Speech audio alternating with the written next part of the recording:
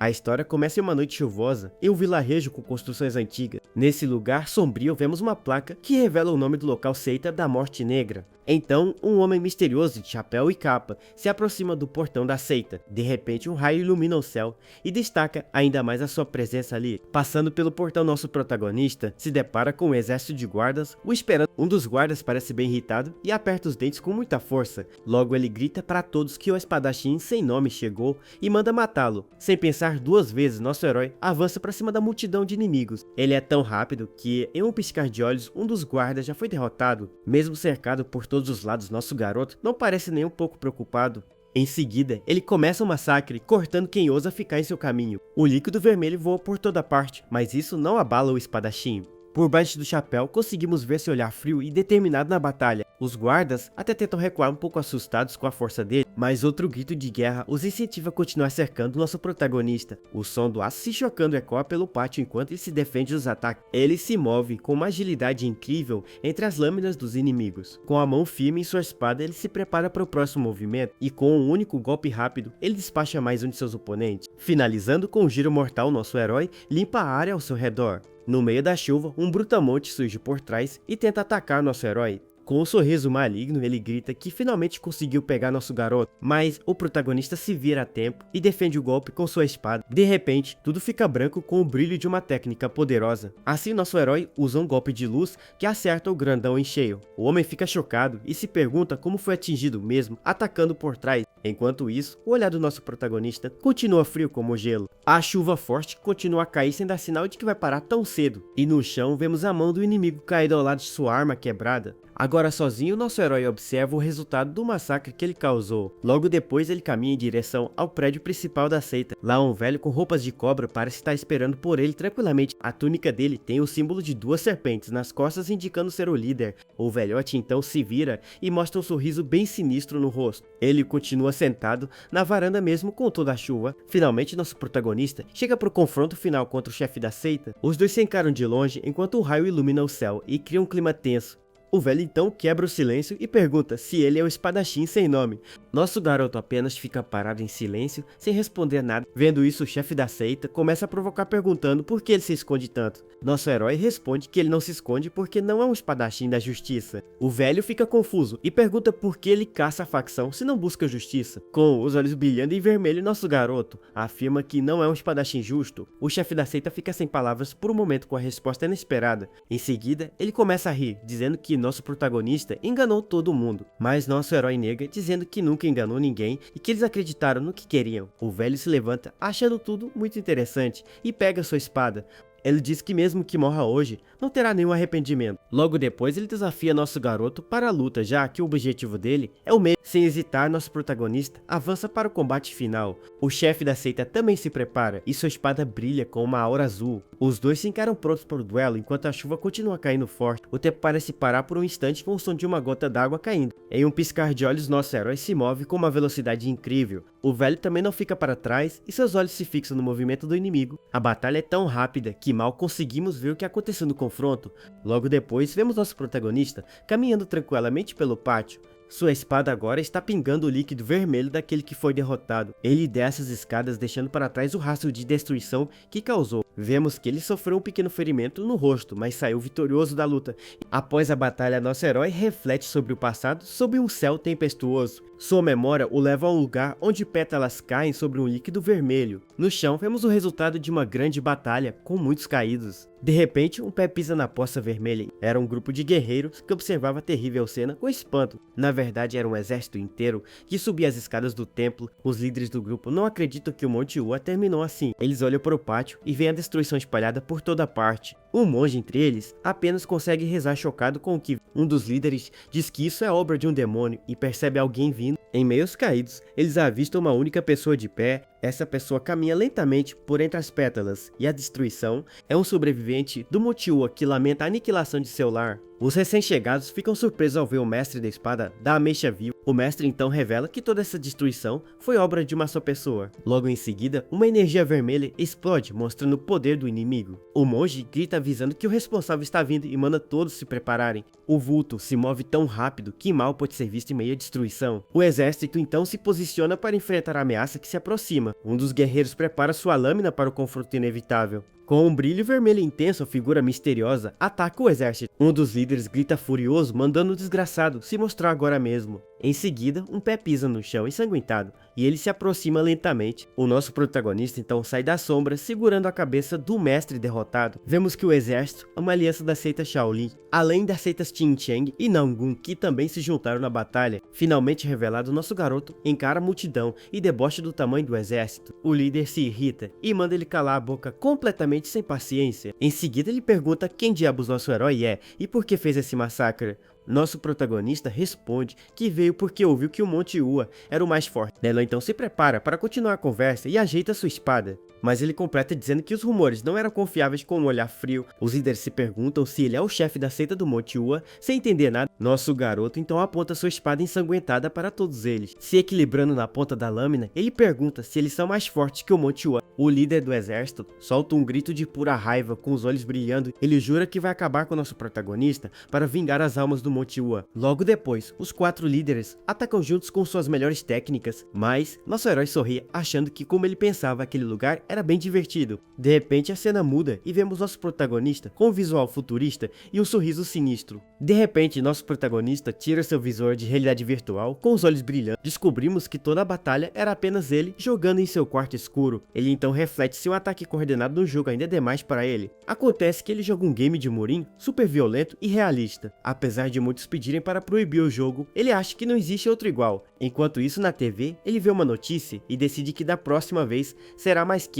O noticiário informa que o CEO Noda da Edo Industries está desaparecido. Nosso herói então pensa que um assassinato também parece ser uma boa escolha.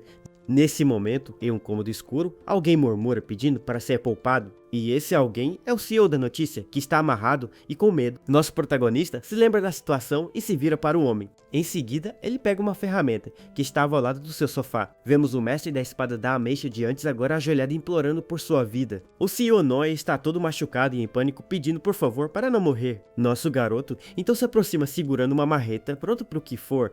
Ele encara o homem e pergunta se deveria mesmo poupar a vida dele. O CEO, desesperado, diz que não fez nada e não sabe por que foi sequestrado, mas nosso herói mostra a ele algumas fotos de suas vítimas. O homem fica chocado, se perguntando como nosso protagonista conseguiu aquilo. Nosso garoto então diz que se ele fosse inocente não teria virado sua presa. O CEO grita desesperado que está arrependido e implora para ser poupado. Mas nosso herói o atinge mesmo assim, enquanto fala sobre essa frase. Com um sorriso sombrio, ele diz que entre os dois, essa conversa já deu. Ele então levanta a marreta e pergunta se essa súplica não está cansativa. Sem piedade alguma, nosso protagonista ataca com toda a sua força. Logo depois, ele acerta um chute poderoso que joga o homem no chão. Nosso garoto aterrissa com tranquilidade após o golpe certeiro. Com raiva, o CEO usa sua força para tentar quebrar as algemas. E com um estalo, as correntes finalmente se partem em pedaços. O homem então xinga nosso protagonista com os dentes cerrados de ódio. Ele se levanta e avisa que nosso herói agora é um homem morto. Nosso garoto parece surpreso ao ver a mudança repentina de atitudes. De repente, o CEO assume uma forma diferente e grita que vai matá-lo. Ele avança com um soco poderoso que parece ter uma aura azulada, mas nosso protagonista desvia do ataque com muita agilidade. Em seguida, ele contra-ataca com seu próprio punho brilhando em vermelho. O golpe acerta em cheio o rosto do CEO com um impacto violento. O homem grita de dor ao sentir a força do ataque de nosso herói.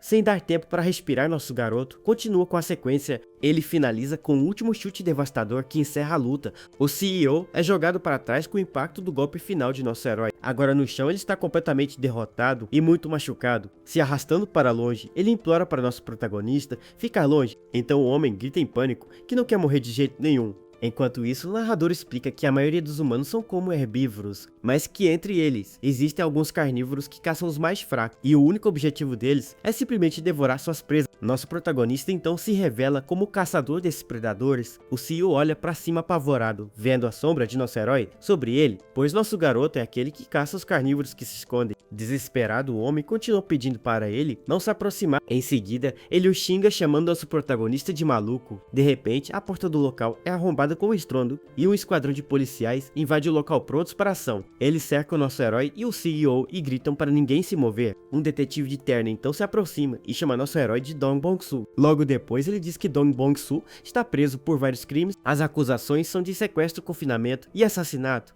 Nosso herói fica surpreso e se pergunta como a polícia achou o lugar. Sem aviso, o detetive saca sua arma e dispara um tiro certeiro. O detetive aponta a arma e avisa para nosso garoto não se mexer de jeito nenhum. A bala passa de raspão na parede e o olho do nosso protagonista brilha em vermelho. Mesmo cercado pela polícia, nosso herói não parece nem um pouco assustado com a situação. Ele então se lembra da grande batalha que teve dentro do jogo, que ele tanto gosta, e percebe que a situação atual é bem parecida com a daquele momento de confronto. Um pequeno sorriso então aparece no rosto confiante do nosso garoto. O detetive pergunta se ele tem alguma ideia do que está acontecendo ali naquele lugar. Logo ele explica que o CEO no chão acabou com a vida de 6 mulheres inocentes. Além disso, o homem as torturou e tirou fotos de tudo antes delas partirem. E os outros corpos que estão na sala também são de assassinos muito cruéis. Nosso herói pensa que esses caras são como bestas que caçam pessoas inocentes. Por isso ele se vê como o caçador que pega essas feras perigosas da sociedade.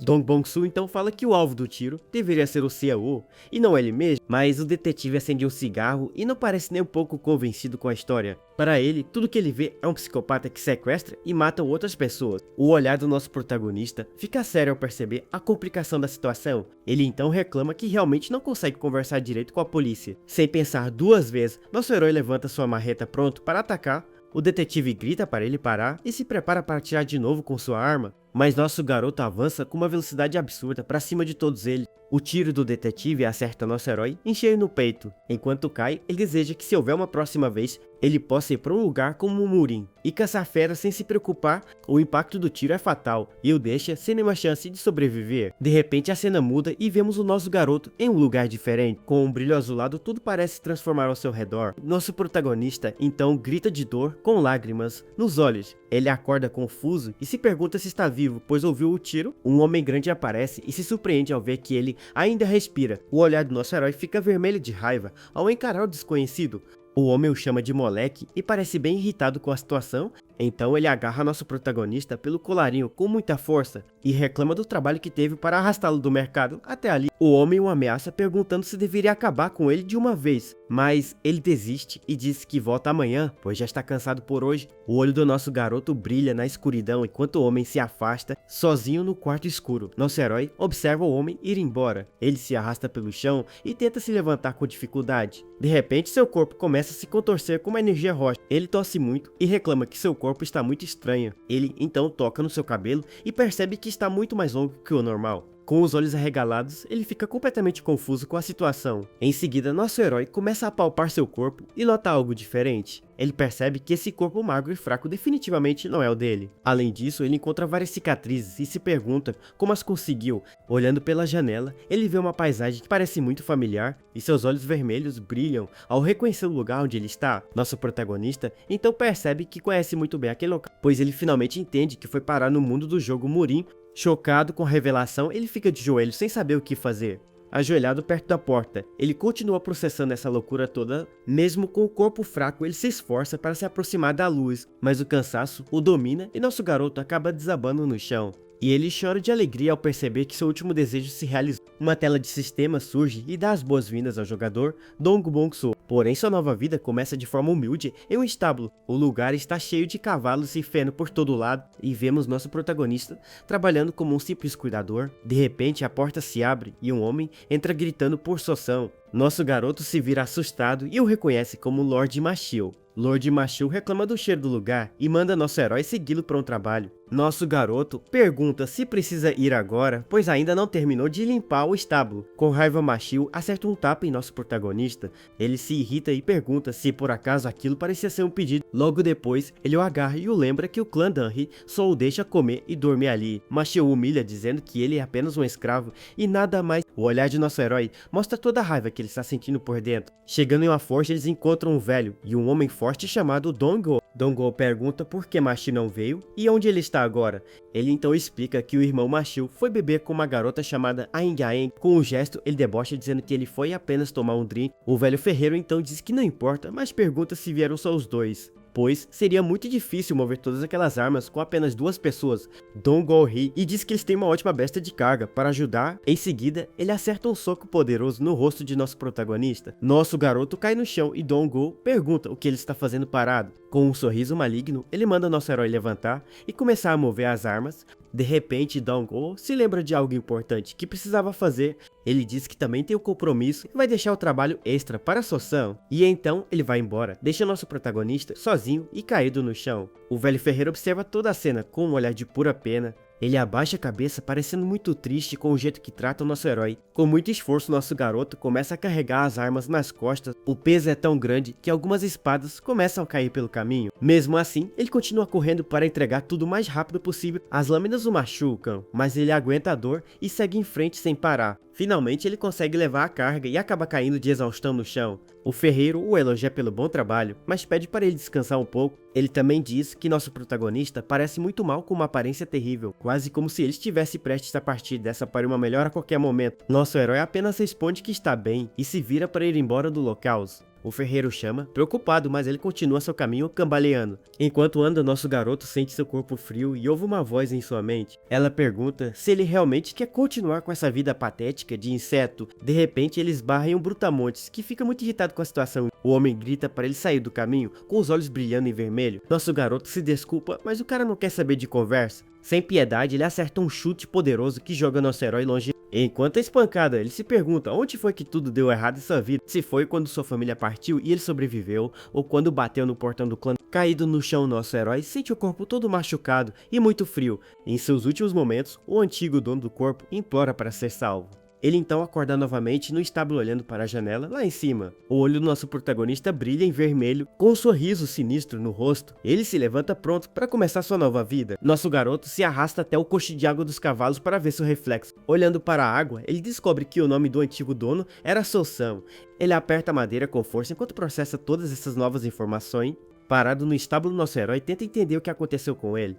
Ele então percebe que aquele lugar é o mesmo das memórias do corpo que possuiu. E conclui que o verdadeiro Sosan se foi e ele assumiu o corpo dele. Mas de repente nosso garoto tem uma sensação estranha e nota algo diferente. Uma tela de sistema azul brilhante surge bem na sua frente do nada. É a janela de status do Muri Online dando as boas-vindas ao mundo dos fortes. Enquanto isso, vemos Machio descendo as escadas com uma tigela na mão. Ele reclama que sempre precisa fazer o trabalho sujo e limpar a sujeira dos cavalos. E resmunga que Sosan deveria ter ido para casa depois de terminar o serviço. Machio fica furioso por ele ter esbarrado a empenho do Hyang, que é um psicopata. Ele se irrita por ter que limpar a bagunça de um Zé ninguém mesmo mandando Dongyo.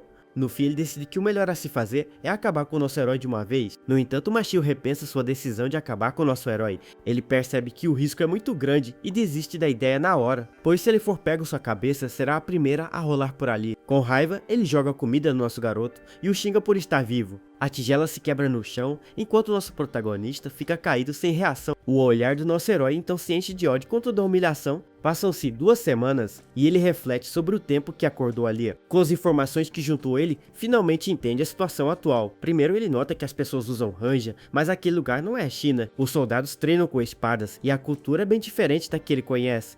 E a principal razão para isso é a existência de algo incrível nesse mundo. Aqui as poderosas artes marciais são completamente reais e perigosas. Técnicas de filmes e livros são usadas por todos os guerreiros daqui. As pessoas voam pelos céus e se movem mais rápido que os olhos podem ver. Por isso, os exércitos treinam em grandes formações para lutar junto. Com os olhos vermelhos, nosso garoto observa tudo com muita atenção. Nesse lugar, as artes marciais são uma realidade viva e presente no dia a dia. A segunda coisa que ele descobriu foi sobre a janela de status e o sistema. Por algum motivo a janela do Muri Online está funcionando e só ele a vê. No começo ele achou que era um jogo, mas agora sabe que é a dura realidade. Ele então percebe que cada pessoa ali tem suas próprias emoções e vontades. Pessoas como Dongol, por exemplo, que estão vivas e se movendo por conta própria. Elas não são apenas personagens de um jogo, mas sim seres de verdade. Isso faz se perguntar se ele agora é um humano ou apenas um jogador. Enquanto ele reflete, Dongol aparece na porta com um sorriso debochado. O homem o acusa de estar vivendo uma vida boa, enquanto outros se dão mais e diz que apanhou por causa dele e que o fez esperar por essa vingança. Dongyo então se aproxima de nosso protagonista, que continua sentado no canto. Ele o agarra pelo colarinho pronto para começar a confusão que tanto queria. Mas nosso herói simplesmente pega sua tigela de comida e a ignora totalmente e começa a beber o que tem dentro, sem dar a mínima para a presença dele ali. Dongol fica furioso com a ousadia e ameaça acabar com ele de uma vez por todas. Porém, nosso garoto segura a mão dele com o caco da tigela e o corta. O ataque é tão rápido que Doon nem percebe o que aconteceu direito, e os olhos do nosso protagonista brilham em vermelho, mostrando sua verdadeira natureza. O homem começa a engasgar com o próprio líquido vermelho sem acreditar na cena. Nosso herói então diz que o garoto que Dongol conhecia não existe mais e que aquele fracote que ele costumava atormentar já era, pois ele partiu dessa para uma melhor há muito tempo e não vai mais voltar. Dongol fica em choque ao perceber o erro fatal que cometeu. Dongol tenta reagir, mas nosso herói o atinge com um soco poderoso. Em seguida, ele finaliza com uma lâmina afiada sem nenhuma piedade. A cena se torna um borrão vermelho com a velocidade do ataque. Com os olhos brilhando, nosso protagonista sorri. O líquido vermelho voa por toda parte, marcando o fim do brutamonte, e a silhueta do nosso garoto se destaca em meio à carnificina que causou. O ambiente fica completamente caótico com a violência do momento. Depois de tudo, nosso protagonista sente o corpo quente com adrenalina. Ele então reflete se é um humano ou um jogador nesse novo mundo. Mas ele conclui que isso não importa, pois este lugar é a realidade. Ele pode sentir a lei da selva vindo de Dongol e de Machi. Nesse lugar, apenas o mais forte sobrevive, não importando os meios, e aqui ele finalmente pode ser quem ele realmente é sem máscara. Porque neste mundo, ele pode caçar à vontade sem esconder sua natureza, pois carnívoros ainda mais fortes e monstruosos existem nesse lugar. Eles vagam livremente pela selva que é chamada de Murim. Nosso garoto então olha para seus braços ensanguentados com um sorriso. E ele decide que assim que seu corpo se recuperar, a caçada vai recomeçar, pois para os verdadeiros predadores este lugar é o paraíso perfeito. E aqui no novo mundo de Murim, ele finalmente está em casa. Nosso herói pensa que Dongol não era digno de ser caçado, mas ele precisa testar algo. Ele então olha para o corpo caído do homem no chão todo ensanguentado. Em seguida, nosso protagonista abre seu inventário que parece um portal de água azul. Ele percebe que o sistema está um pouco diferente do que ele se lembrava do jogo. No Murim Online, o inventário era um sistema de grade com espaços limitados, mas este aqui é um espaço aberto e enorme, sem nenhuma divisão aparente. Nosso garoto coloca a mão dentro do portal para testar sua funcionalidade. Ele fica impressionado com o tamanho, que deve ter uns 300 metros quadrados. Com o plano em mente, nosso herói se aproxima do corpo derrotado. Ele então se lembra de como o sistema funcionava dentro do jogo. Chegando perto do corpo, ele se prepara para fazer seu primeiro experimento ali. Nosso protagonista coloca a mão no rosto de Dongol sem hesitar nem por um segundo, e com o comando de armazenar o corpo do homem começa a se desfazer em pixel. Dongol se transforma em partículas de luz e é sugado para dentro do inventário. O brilho azul toma conta do local enquanto o corpo desaparece por completo. Nosso garoto fica chocado ao ver que aquilo tudo sumiu em um instante. Ele se pergunta se pode colocar seres vivos ali e se eles sobreviveriam lá dentro. Com um sorriso sinistro, ele decide que vai precisar fazer mais alguns testes. A cena então muda para um dia ensolarado com dois homens conversando no pátio. Eles batem papo tranquilamente enquanto outra pessoa varre o chão ali perto. Os dois homens continuam conversando e rindo sobre algum assunto aleatório. Enquanto isso, nosso protagonista varre o chão em silêncio, parecendo bem abatido. De repente ele percebe uma presença se aproximando rapidamente por trás, e sem aviso uma tia aparece e acerta um tapa na cabeça do nosso garoto. Ele então debocha perguntando se nosso herói ficou mudo depois de tudo. Nosso protagonista decide fingir e solta uns grunhidos com um sorriso estranho. Machio se irrita e o chama de bastardo mudo, mandando ele não ficar parado. Em seguida, ele aponta para o estábulo e manda nosso garoto levar o cavalo passear. Nosso herói apenas faz mais barulhos estranhos e se curva em concordância. Machio reclama, se perguntando o que vai fazer com o moleque que nem fala mais. Logo depois, nosso protagonista caminha com o cavalo pela cidade cheia de gente. O mercado está bem movimentado, com várias pessoas vendendo suas coisas. Ele continua andando e observa atentamente o movimento ao seu redor. Seus olhos analisam cada detalhe do novo ambiente em que ele está vivendo. De um beco escuro, um grupo de crianças fica observando o nosso herói. Com um grito de guerra, um deles joga uma pedra na direção do nosso garoto. A pedra acerta em cheio a cabeça dele, mas nosso herói mal reage ao ataque. Ele apenas faz uma careta de dor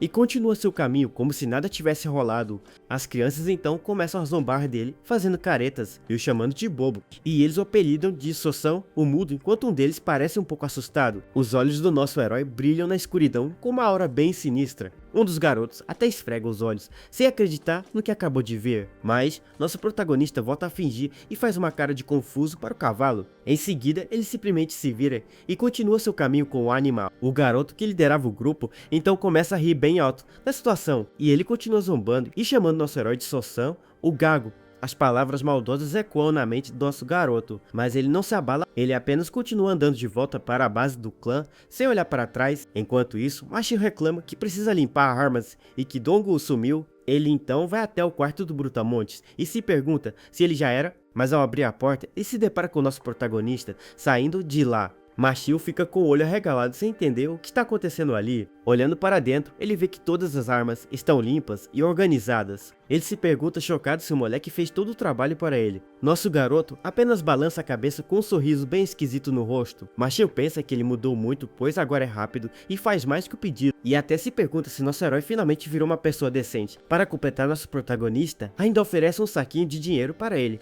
Mashio pega o saco e vê que está cheio de moedas de ouro brilhantes. Ele então começa a rir e diz que o moleque aprendeu como o mundo funciona. Mashio então dá um tapinha na cabeça do nosso herói e diz para ele continuar assim. Ele se vira com o saco de dinheiro enquanto nosso garoto observa das sombras com um sorriso. Nosso protagonista pensa que o idiota nem percebe que está pagando o próprio funeral. Enquanto isso, Mashio caminha pela cidade todo feliz com o dinheiro que conseguiu. Ele balança o saco de moedas e diz que seus bolsos estão cheios hoje. E com um sorriso maligno, ele decide ir ver a Shuzun em vez da Aang Aang. Ele então joga as moedas para o alto e entra em um grande prédio vermelho. Lá dentro, o dono do lugar o recebe com um grande sorriso e o chama de Lord Mashio. Sem rodeios, Mashio pede para o homem trazer a Shuzun para ele imediatamente. O dono fica surpreso e comenta que ele geralmente pede pela Aang Aang. Mashio se irrita e pergunta se ele está duvidando dele, confirmando seu pedido. O homem fica um pouco tenso com a reação, mas tenta manter a calma com o cliente. Vendo a dúvida, Mashio mostra o saco de dinheiro e diz que tem grana de sobra. Com um sorriso ganancioso, o dono agradece e o manda ir por segundo andar. Logo depois, Mashio espera sozinho em um quarto fumando para passar o tempo.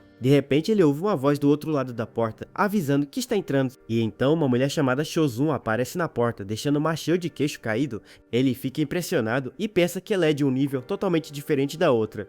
Com um sorriso satisfeito, ele limpa a garganta e pede para ela se sentar. A mulher se ajoelha na frente dele e diz que vai servir uma bebida para o senhor. Mashio está todo animado e manda a garota servir a bebida para ele. Enquanto ela serve ele elogia as mãos dela, mas a câmera muda de repente. Acontece que tem alguém espiando por um buraco na parede e chama a moça. O olho vermelho brilhando na escuridão observa cada movimento dela. E quem está espiando é nosso protagonista, com um olhar bem sinistro. A cena então volta um pouco, mostrando o dono do lugar, falando onde encontrar a moça. Vemos Mashio subindo as escadas da estalagem Bonnegi, todo confiante. O dono resmunga que ele foi atrás de uma garota que podia ser filha dele. Ele então olha para o saco de moedas que o Mashio deixou com ele, mas no fim das contas, ele não liga muito, pois dinheiro é dinheiro. De repente a porta se abre e nosso herói surge com uma sombra na entrada. O dono fica surpreso e pergunta se por acaso ele é o Sosan. Nosso garoto então caminha lentamente para dentro do estabelecimento. Um Brutamontes aparece e pergunta o que o mundo está fazendo ali. Ele então manda nosso herói dar o fora dali antes que a coisa fique feia. Mas nosso protagonista mostra um saco de dinheiro e a cara do homem muda na hora. Ele apenas resmunga uns barulhos estranhos enquanto segura as moedas.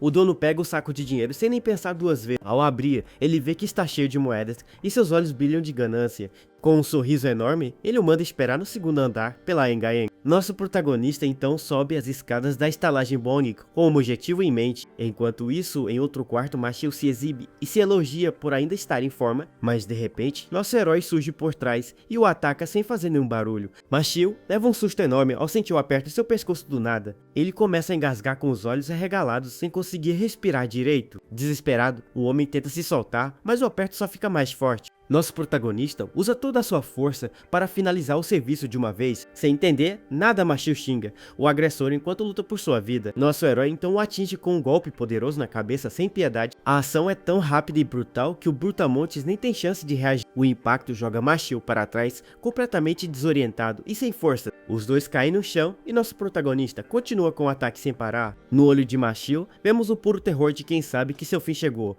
Caído no chão, ele já não tem mais forças para lutar e aceita seu destino. Nosso garoto então aperta com ainda mais força para garantir o resultado. Com um sorriso sinistro, nosso herói se revela para sua presa nos últimos momentos. Ele parece estar se divertindo muito com toda a situação e o desespero do homem. O olhar de Mashio se enche de sangue, mostrando que ele já partiu dessa... E na escuridão, os olhos vermelhos do nosso protagonista brilham com a caçada. No fim, nosso herói fica sentado sobre o corpo com um sorriso de pura satisfação. Com os olhos vermelhos, nosso herói observa sua obra deitado no chão de madeira. Ele então se aproxima do corpo de Mashio para terminar o serviço de uma vez. Sentado sobre sua presa, nosso protagonista parece estar processando tudo. Seu olhar continua frio e calculista mesmo depois de tudo que aconteceu. Logo depois ele se levanta e caminha em direção à parede do outro quarto. Deixando o corpo para trás, ele para em frente ao buraco por onde espiava. Nosso herói então se lembra de uma de suas habilidades mais úteis de todas. Ele então coloca a mão na parede e se prepara para usar seu inventário. Com o comando de armazenar o corpo de Machio, some em um brilho azul. Nosso garoto então reflete que foi uma boa ideia praticar o uso do inventário, pois essa habilidade com certeza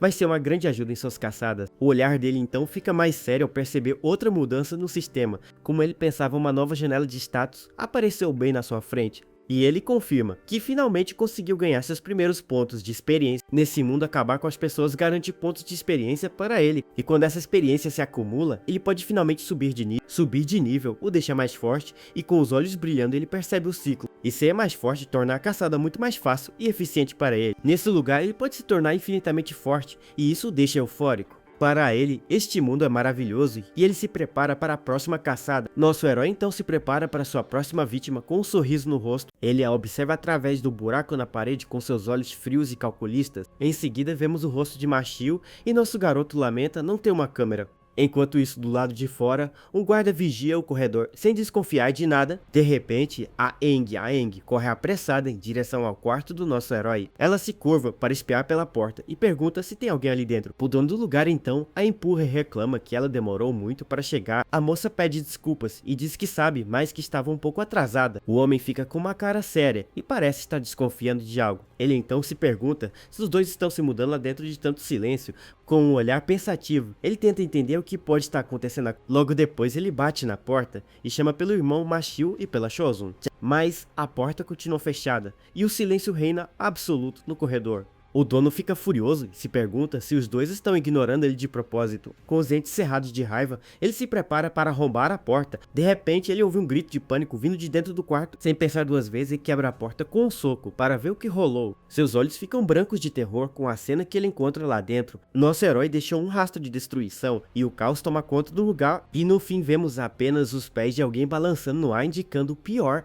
O dono do lugar fica em choque ao ver o corpo de seu irmão Machio ali. A cena então muda para Ainwell, um lugar com um grande portão de pedra. O narrador explica que essa terra é conhecida por sua riqueza e comércio, mas com tanto dinheiro, ladrões e bandidos também surge para causar problemas. Por causa disso, muitos clãs e seitas se formaram para manter a ordem, e entre eles os clãs mais importantes e proeminentes da região eram dois, sendo eles o grande clã Namgung e o clã Danri, que também era muito forte. Mesmo não se comparando, o clã Danri tem uma força de elite bem conhecida. A reputação do Esquadrão Corvo Negro é temida por toda Ainwell. Mas recentemente, o famoso Esquadrão Corvo Negro enfrenta um novo problema. Em uma sala, um homem recebe um pergaminho de seu subordinado. Ele é Jidaihyo, o líder do esquadrão, e diz que os casos viraram uma praga. Acontece que nos últimos meses, quase 100 pessoas tiraram a própria vida. Ele acha isso muito estranho, pois nunca viu tantos casos em tão pouco tempo. E o mais bizarro de tudo é a perfeição com que cada um dos casos aconteceu. As evidências apontam para a fatalidade, mas ele duvida que isso seja possível. Jidaihyo então pergunta quem foi a primeira pessoa a partir dessa. O subordinado responde que foi um artesão do clã chamado Machio. O líder pergunta se ele era do clã Danri e o homem confirma na hora. Ele então questiona onde tal Machio estava e o homem responde que foi na estalagem Fênix. Jidaihyo então se levanta e diz para eles irem logo para o local do crime, mas ele insiste que precisa ver a cena do crime com os próprios olhos. Chegando na estalagem Fênix, eles encontram um lugar bem movimentado. Como sempre, o líder do esquadrão então pergunta se aquele é o quarto onde tudo aconteceu. O dono confirma que foi ali que ele encontrou a Shozun e o Machio. Jidaihyo começa a pensar em como o culpado entrou, se for mesmo um assassinato. Ele então repara que as janelas do quarto estão todas pregadas e bloqueadas.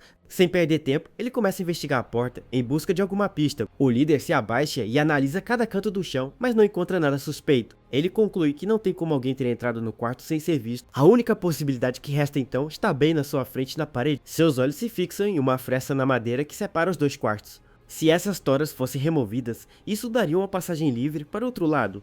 O grande problema é que as toras nunca foram removidas da parede do quarto. Ele pergunta se tem como tirar as toras sem precisar remover o telhado. O dono diz que não, pois elas estão presas em ranhuras no teto e no chão. Seria impossível puxá-las sem tirar as vigas de sustentação primeiro. O líder se pergunta se no fim das contas foi mesmo autodesviver, mas ele tem uma última pergunta e quer saber quem estava no quarto ao lado. O dono confirma que tinha outro hóspede que chegou na mesma hora que o Machio. Jindai Ryo pergunta quem era o tal hóspede, e o dono responde que era o Sosam do clã Danri. Enquanto isso, nosso protagonista caminha tranquilamente com seu cavalo pela cidade. Ele então abre sua janela de status e percebe que os pontos de experiência foram maiores. Com um olhar atento, ele entende que o último homem era bem mais forte que os outros, pois aquele cara com certeza era um artista marcial, e isso muda totalmente o jogo. Mas ele sabe que se lutar com um guerreiro de verdade, agora com certeza. De repente, um brutamonte com um sorriso bizarro aparece e o chama de Sosam. Logo depois, ele e sua gangue cercam nosso herói em um beco bem escuro. Um dos capangas se aproxima e pergunta se ele vai ficar em silêncio mesmo. O líder do grupo então ri, dizendo que o pequeno Sosam não faria uma coisa dessas. Nosso garoto apenas os encara e percebe que são apenas uns bandidos de rua. Ele aperta o saco em sua mão e pensa que mesmo o fraco Sosam ainda era do clã. O chefe dos bandidos se pergunta se ele vivia mesmo sendo humilhado por gente assim. Um dos caras então o agarra e grita perguntando se ele vai continuar ignorando ele. O líder diz que parece que eles vão precisar ter uma conversinha particular com o Sosam. Eles então arrastam nosso protagonista e seu cavalo para um lugar mais afastado.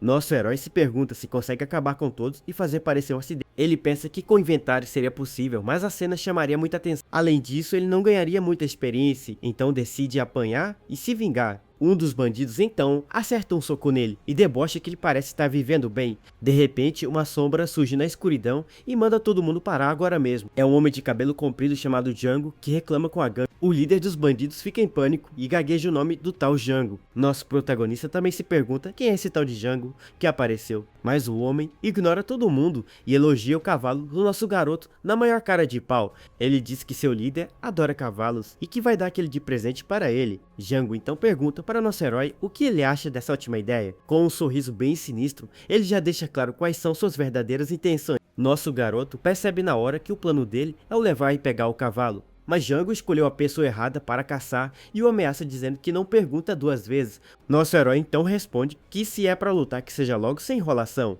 O líder da gangue fica chocado ao descobrir que o mudo na verdade pode falar. De repente, uma luz azulada começa a brilhar com uma energia muito forte. Nosso protagonista então ativa seu inventário, que surge como um portal de água.